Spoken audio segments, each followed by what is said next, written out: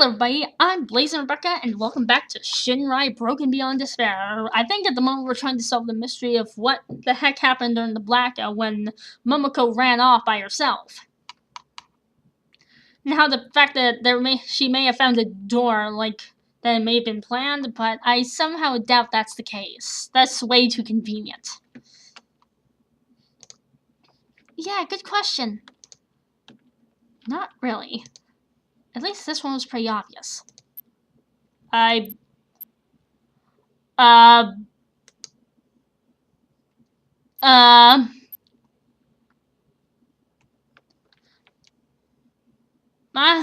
know. She found inside the guest room.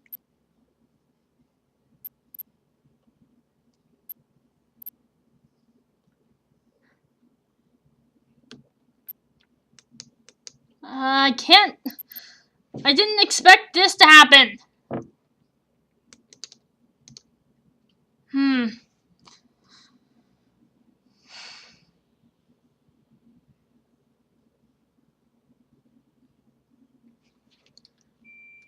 I don't know.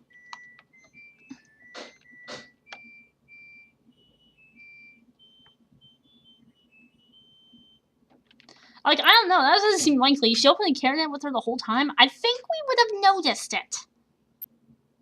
It's like, now I can't recall the description of what happened.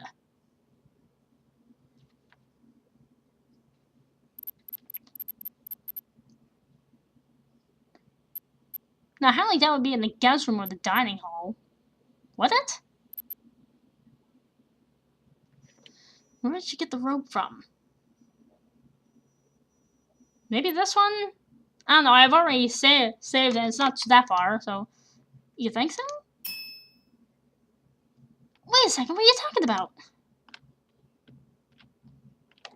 Yeah, she had a rope with her the whole time, but she didn't even need to hide it. Hold on.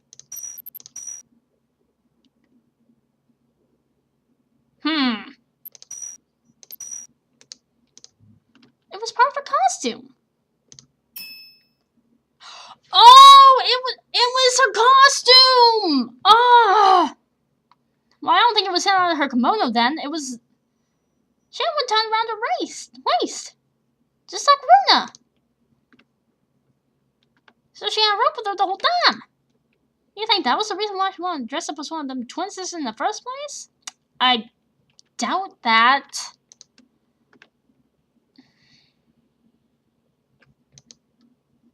If that was the case, her suicide definitely wouldn't have been planned beforehand, but all this theorizing won't get us anywhere right now. Okay, I think that's good. Because, actually from what I can tell for this game is, there are 5 different endings. 4 of them are bad endings, and 1 of them is one true culprit ending.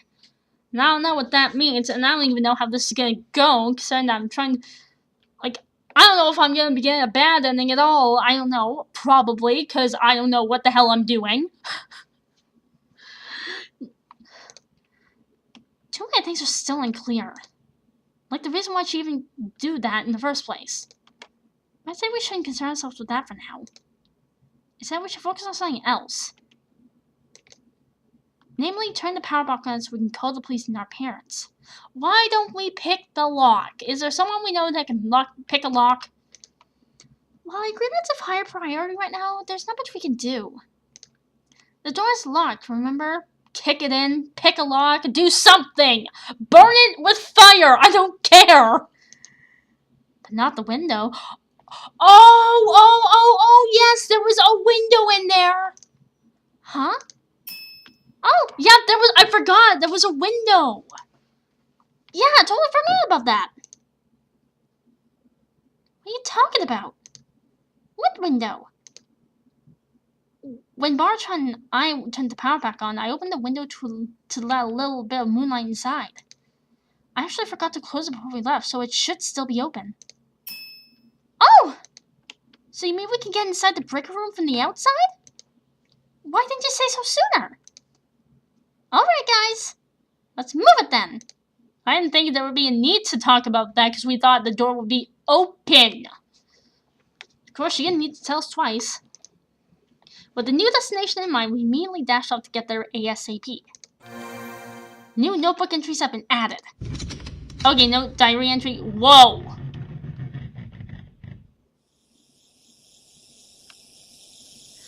After returning to the first floor and heading to the reception, Ray unlocked the resort's main entrance and we headed outside. Okay, before that, I want to look at the notebook. Red robe. Oh, yes. Okay, it was red then. Then that would mean anything.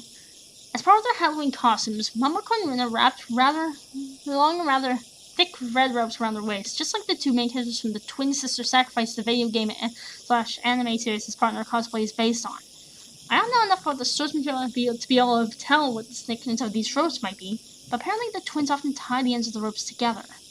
Maybe this to signify the bond between them?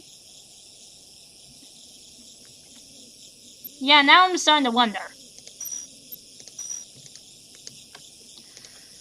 Of course, it was extremely cold out there, even colder than when Baruchan and I had arrived down to the parking area.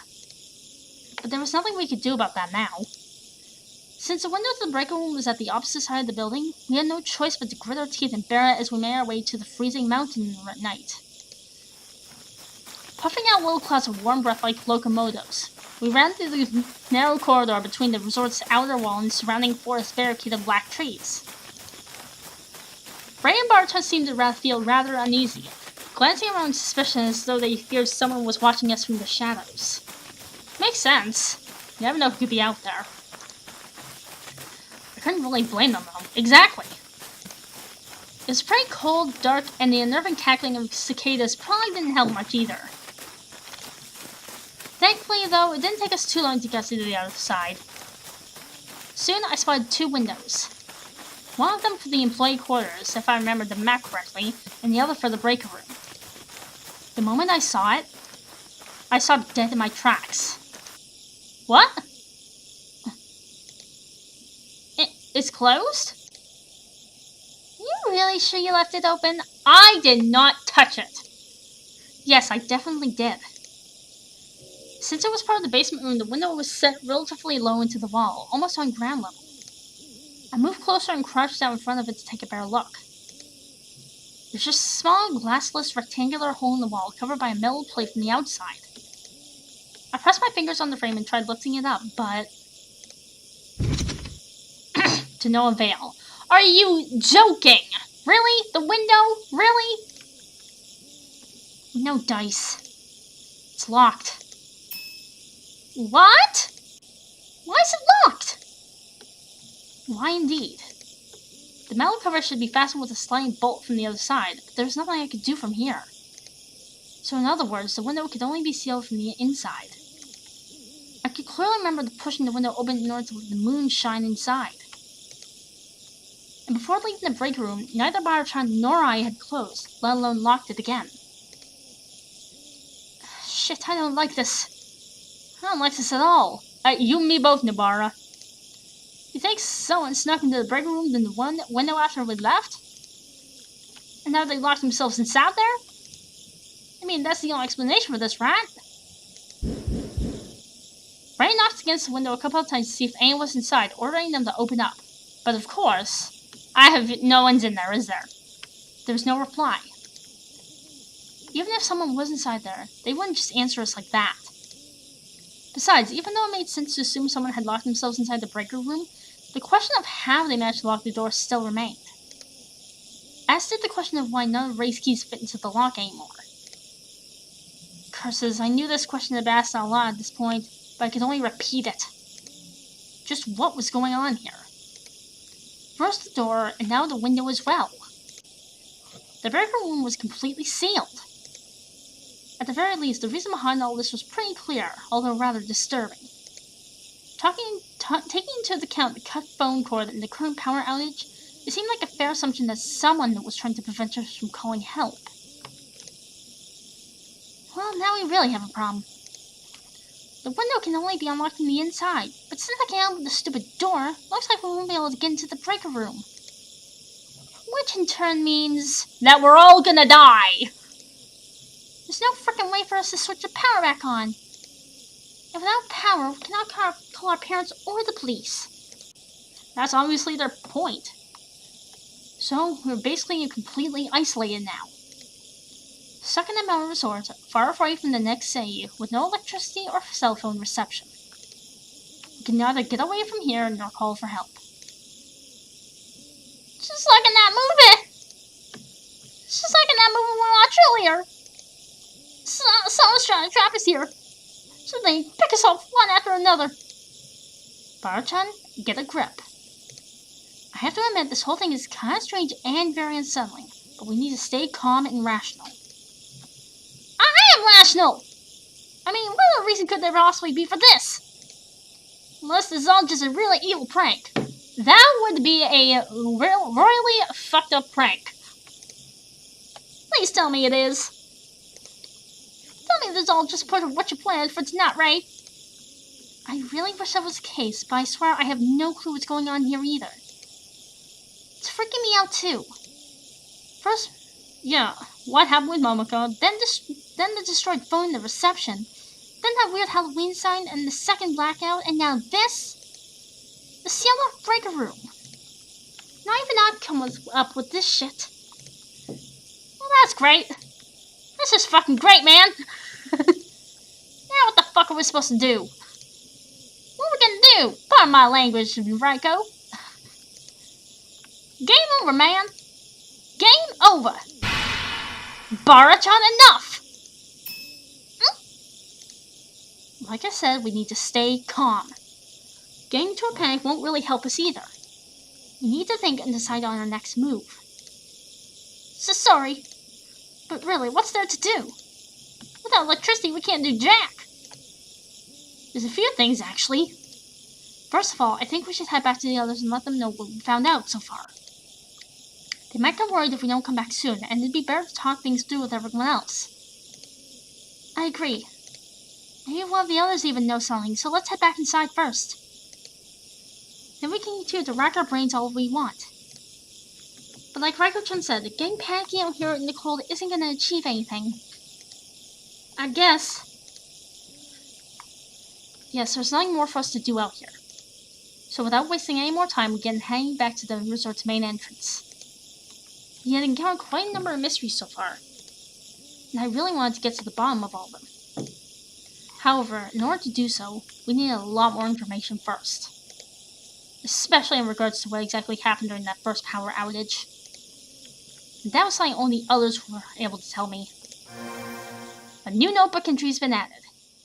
A new notebook entry has been added. New diary entry has been added as well. Okay?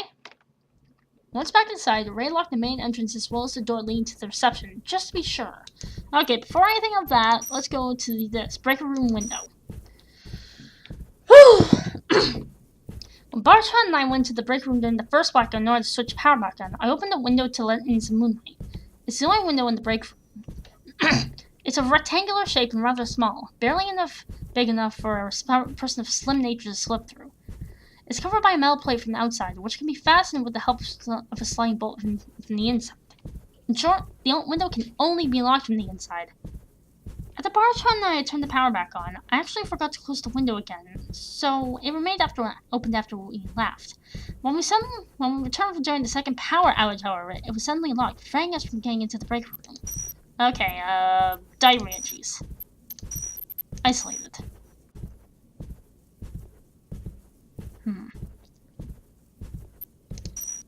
Okay. We then moved down the first floor hallway. After a quick stop at the kitchen, where Ray grabbed a box of matches, we finally returned to the dining hall. Ray? Is that you? Where the heck have you guys been? And what's been going on here? Is that the surprise you... Wait a second, Taiko. Let me take care of this here first. Not giving Taiko a chance to continue, Ray walked past him and towards one of the tables. Using the matches she had fetched from the kitchen, she began lighting the candles and lanterns one by one. Everyone was silently watching her as she moved from one corner of the room to the other, slowly but steadily providing us with more and more light. Okay. Soon the entire dining hall was dimly illuminated. While glancing around, I noticed Taiko, Mika, and Runa, who looked pretty confused and desperate for answers. There was no trace of Kamen, Hiro, or Kotaba, though. Where are the others? I'm assuming Hiro and Kamen are still upstairs, but where's Kotaba? No idea. Uh-oh. What? Wasn't he with you the whole time? And I thought he was hurt. Yeah, well, about that. Why do I get the feeling this will be a longer explanation? Maybe we should all sit down first. Might be better. There were no objections, of course, so we joined Mika and Runa at the closest dinner table. Okay, Ray. Before we talk about anything else, tell me. Is what Mika and Runa said about Momoko true? Me and Bartray can account for that. Yes, it is indeed true. Did she? Yes. Or is this just part of tonight's Halloween program? If it is, I gotta say, even though it's Halloween, this is going a bit too far for a joke. I wish I could say it's just a bad joke, but... We waited for Ray to continue, but it was clear from her expression that it wasn't easy for her to get the words out. And I will be saving right here, and I'll be back with more. See ya!